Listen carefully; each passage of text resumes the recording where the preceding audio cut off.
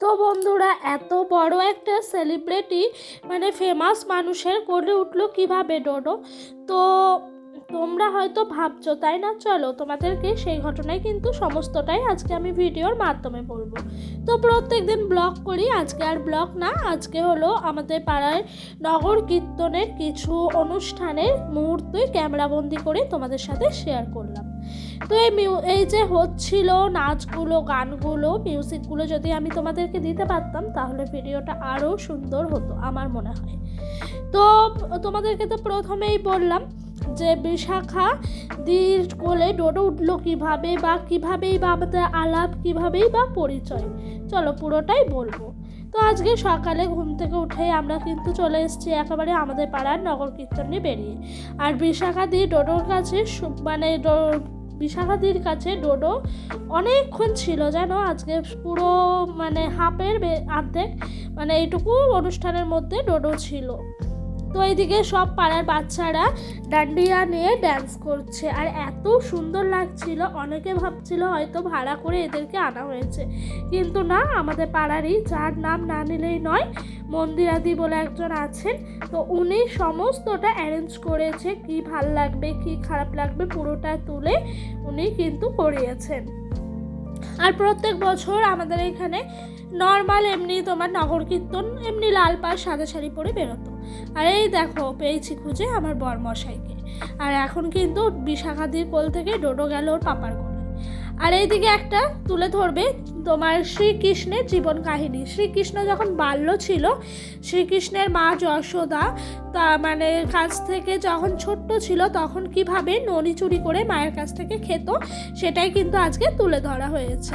তো এখানে মা ছেলে একেবারে অ্যাক্টিং করছে, এত সুন্দর পারফরমেন্স হয়েছে, মনে হচ্ছে পুরো যেন ওদের মানে নিজেদের একটা টিম আছে বা কিছু, কিন্তু কিচ্ছু নয়, সমস্তটাই যে তোমাদের আগে বললাম মন্দিরাদি, এই যে মন্দিরাদি এলো, এসে কিন্তু ওইখান থেকে ননির প্যাকেটটা খুলে নিয়ে গেল। তো উনি সমস্তটাই করেছে, আবারও বলছি। আর এই দিক দিয়ে ও কিন্তু ননি চুরি করে খাচ্ছে, আর মা যশোদা এসে কিন্তু বকা দিচ্ছে, সেইটাই সিনটাই আজকে তোলা হয়েছে। তো বন্ধুরা, তোমরা কারা কারা ভিডিওটা দেখছো স্কিপ করে যেও না, অবশ্যই পাশে থাকার অনুরোধ রইল। পুরোটা পাশে থাকো, আরও ইন্টারেস্টিং সমস্ত কিছুই আছে। এদিকে মা কিন্তু তার সন্তানকে শাসন করছে যে ননি চুরি করে খাচ্ছে, বকা দিচ্ছে, আর বাচ্চাটা দেখেছে ছেটে ছেটে ননি চুরি করে করে খাচ্ছে। তো কিছু কিছু শ্রীকৃষ্ণের মানে জীবনের কাহিনীগুলো এখানে পাঠ হিসাবে তুলে ধরা হয়েছে। আর সবাই ডান্ডিয়া নিয়ে তাদের চারিপাশ ঘুরে বেড়াচ্ছে।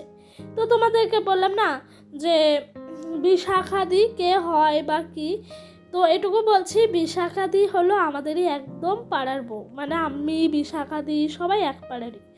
তো বিশাখাদি সেই সূত্রেই তো আমাদের সঙ্গে আলাপ। আর আমরা সেরকম বলতে বছরে কোনো সময় এক হই না পাড়ার বউরা।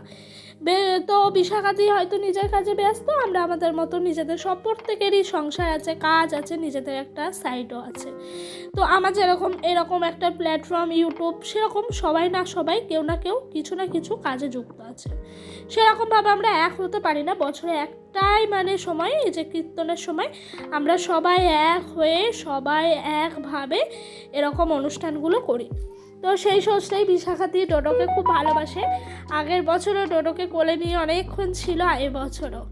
আর বিশাখাদির সঙ্গে আমাদের আরেকটাও আলাদা সোর্স আছে। বিশাখাদির শ্বশুরবাড়ির সঙ্গে আমার শ্বশুর শাশুড়ি মা তাঁত বুনতেন। তো বিশাখাদির তাঁত না, সরি, নলি পাকাতেন। তো তখন বিশাখাদির শ্বশুর মশাই ওই কাজটা দিতেন। তো সেই সোচে ওনাদের বাড়ি যাওয়া আসা আমাদের সবারই রয়ে গেছে।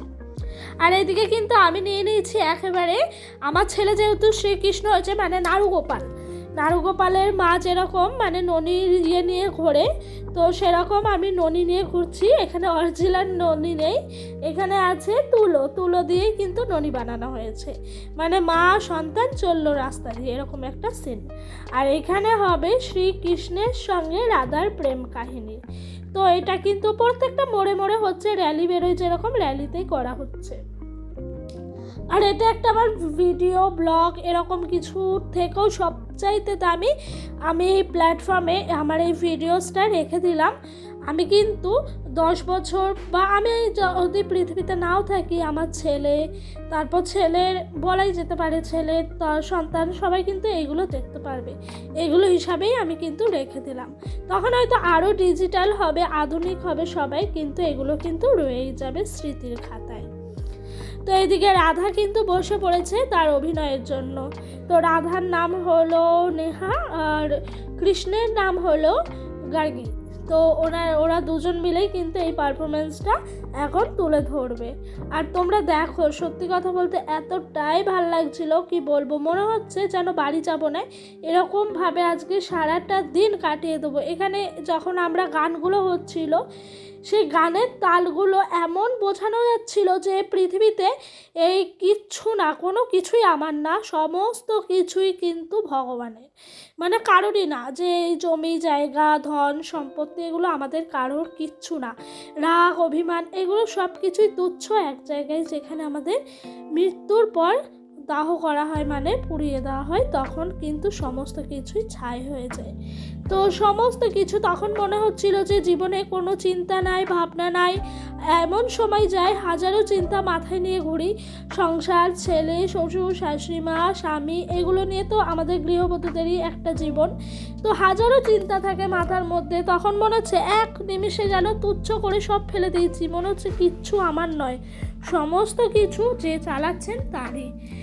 তো সেইভাবেই কিন্তু আমি যেন তো কখনো এই পাড়ায়, মানে বিয়ে হয়েছে আজকে 3 বছর পূর্ণ হয়ে 4 চলছে, কখনো কিন্তু আমি পাড়ায় বেরিয়ে ড্যান্স করি না, কিছু না, কিন্তু কীর্তনের সময় আমি আর নিজেকে ধরে রাখতে পারি না। যেসব গানগুলো দেওয়া হয়, গানগুলোর অর্থ বুঝতে গেলে তখন মনে হয় যে এরকমভাবে নিজেকে আবদ্ধ করে রাখার থেকে নিজের মন যা চাই সেরকমভাবে উড়িয়ে দেওয়াটাই বেস্ট।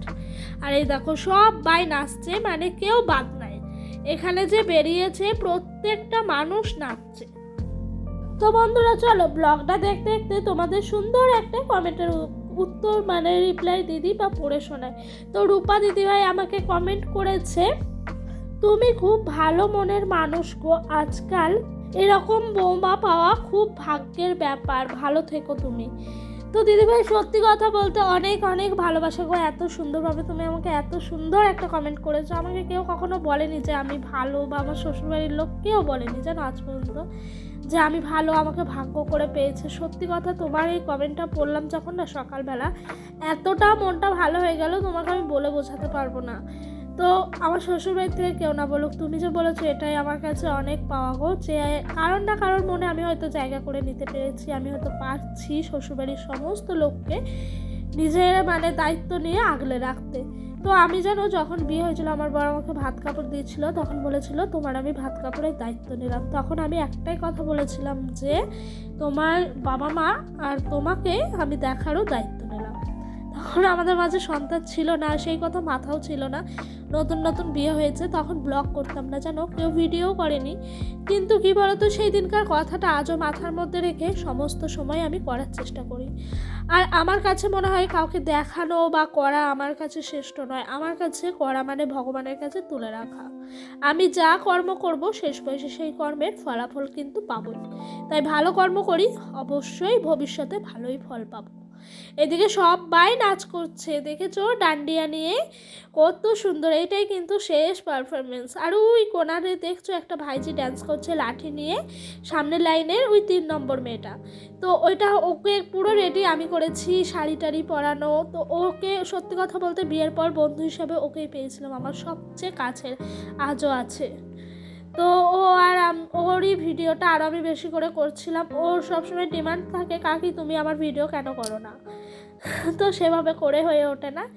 আর দেখেছো রাধা আর কৃষ্ণ কি সুন্দর ড্যান্স করছে। এমন মন খারাপ হচ্ছে যেন নগর কীর্তন থেকে ঘুরে আসার সময় মনে হচ্ছে এই তো বেরোয় গেলাম, এরই মধ্যে ফিরে চলে এলাম। কি যে খারাপ লাগছে কি বলবো তোমাদেরকে। ওইদিকে কিন্তু মীরাও নাচ করছে, মীরার নাচটা তোলে হয়ে ওঠেনি গো, সবার ভিড়ে। আর লাস্টে ক্লান্ত হয়ে গেছে ডোডো, ওকে ওর পাপা নিয়ে মানে টায়ার্ড হয়ে গেছে, তারপর বাড়ি দিয়ে গেল, ঘুমিয়ে গেছিলো। তো এই দেখে মানে আমাদের বাড়ির আশেপাশে সমস্তটাই হয়েছে। এই মিউজিকগুলো সত্যি কথা বলতে তোমাদের যদি দিতে পারতাম কতই না ভালো হতো গো। তো সবাই কিন্তু ডান্ডিয়া নিয়ে নাচছে, সবাই প্রত্যেকটা কচি মানে ছোট মেয়েগুলোও যে আছে এই যে ওরাও কিন্তু গোপী ড্রেস পরে ডান্স করছে। খুবই ভাল লাগছে, খুবই সুন্দর লাগছে গো, আবারও বলে ফেললাম। তো বন্ধুরা আজকের মতো ভিডিওটা কিন্তু এখানেই শেষ হয়ে গেল, একদম অন্যরকম একটা ভিডিও। অবশ্যই ভাল লাগবে, ভাল লাগলে লাইক কমেন্ট করো। যদি ভিডিওটা আরও ভালো লাগে থাকে চ্যানেলটি সাবস্ক্রাইব করে পাশে থাকা বেল বাটনটা অন করে দিও, আমার নিত্যদিনের ভিডিওগুলো তোমাদের কাছে সবার আগে পৌঁছে যাওয়ার জন্য। তো বন্ধুরা সবাই ভালো থেকো, সুস্থ থেকো, আবারও বলছি নিজেদের খেয়াল রাখো, নিজেরা সবাই নিজেদের মতো করে ভালো থাকার চেষ্টা করো। আমি জানি মানুষের প্রত্যেকের মনে অনেক মানে আশা আকাঙ্ক্ষা, কিন্তু সমস্ত কিছু একটা সময় দূরে সরিয়ে দিয়ে নিজেকে ভালো রাখার নামই হলো মানুষ।